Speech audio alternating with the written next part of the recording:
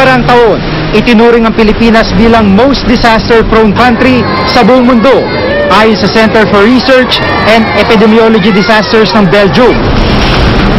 Kada taon kasi, 1,000 binabawian ng buhay at halos 10 bilyong piso ang iniiwang pinsala ng bawat ngit-ngit ng kalikasan.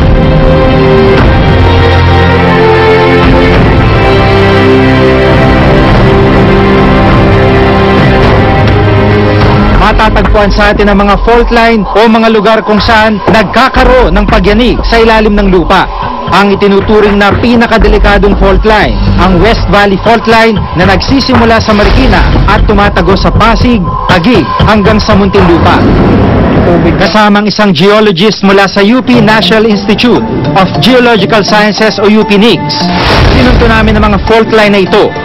Pagdating namin sa Pasig, kita ng ilang bakas ng paggalaw ng lupa.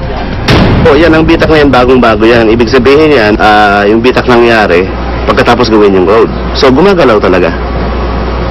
Ang ibig sabihin yan, kung nagtayo ka ng building dito, kahit na gaano kalakas yung building mo, magka-crack siya. Ayon sa Building Code of the Philippines, mahigpit na ipinagbabawal ang pagtatayo ng mga gusali sa ilalim ng fault line. Pero ayon kay Architect Felino Palafox, tila nalulusutan ito ng ilan.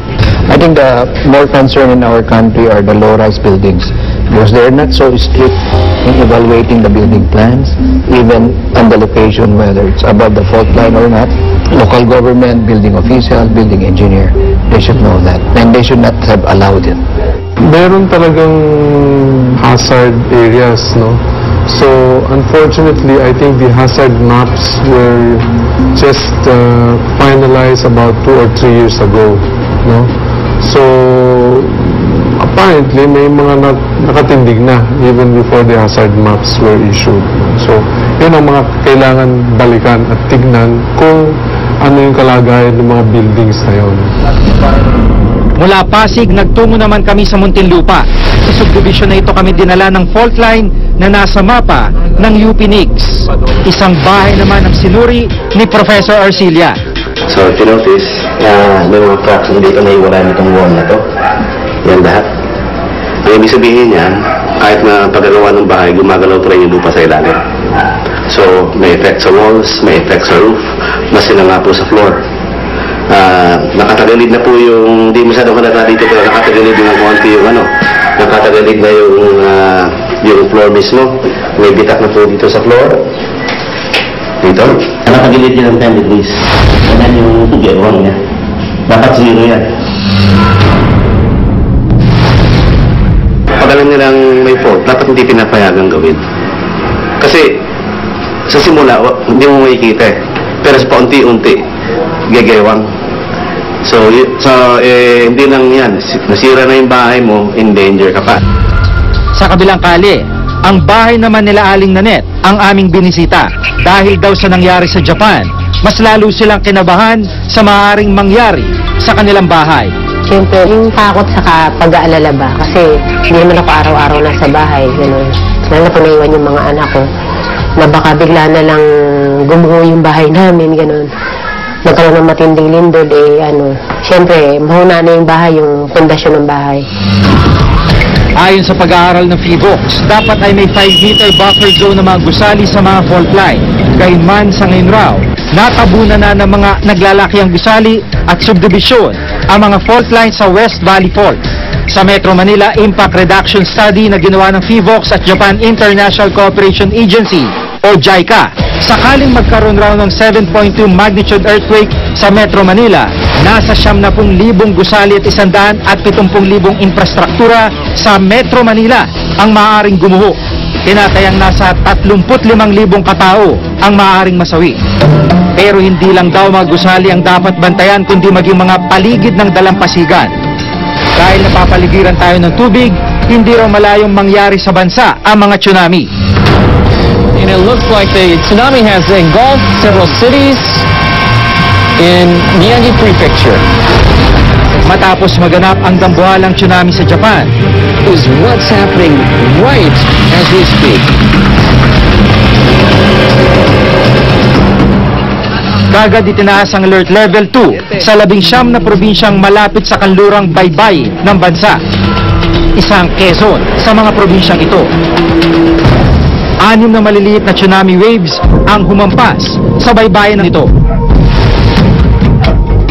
Takot pa rin ang namamayani sa ilang nakatira rito.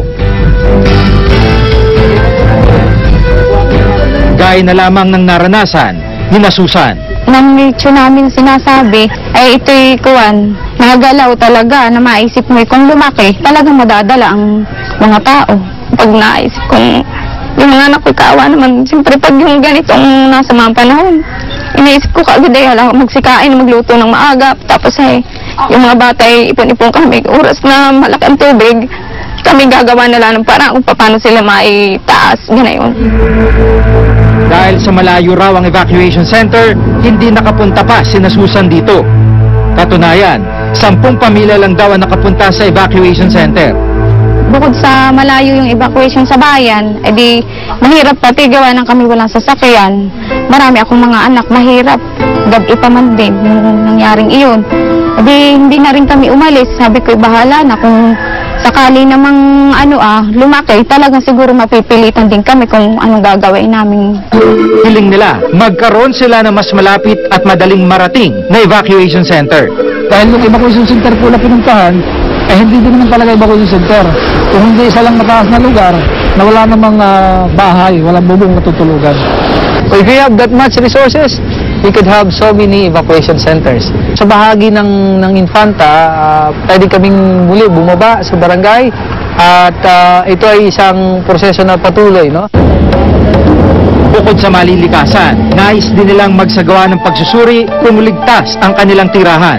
Hanggang ngayon daw kasi, hindi pa sila naisasama sa geohazard mapping na ginagawa ng gobyerno.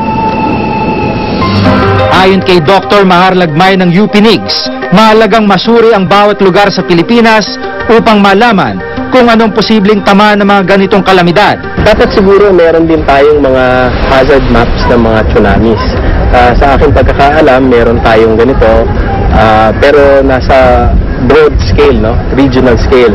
Mas maganda sana kung ang pag-aaral natin ay mas detalyado at saka yung mga mapa ay computer simulated.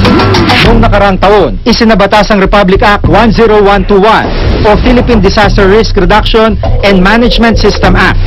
Nakasaad dito na dapat may mga geohazard mapping at community-based awareness drive o pagtuturo ng simpleng drills ang isang lugar upang mapabilis ang pagresponde sa bawat trahedya at sakuna.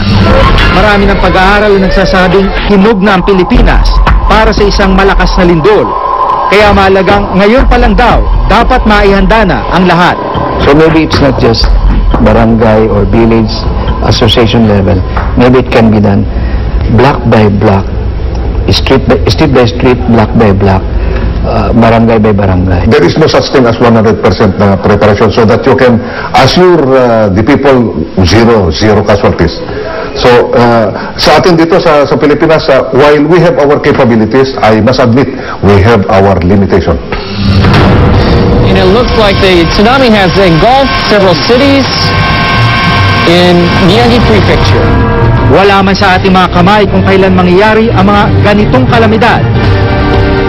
Mahalaga magkaroon pa rin ng sapat na kaalaman at paghahanda upang mapigilan ang matinding epekto nito. Ako si Jiggy Manicad at ito ang nakatala sa aking Reporter's Notebook.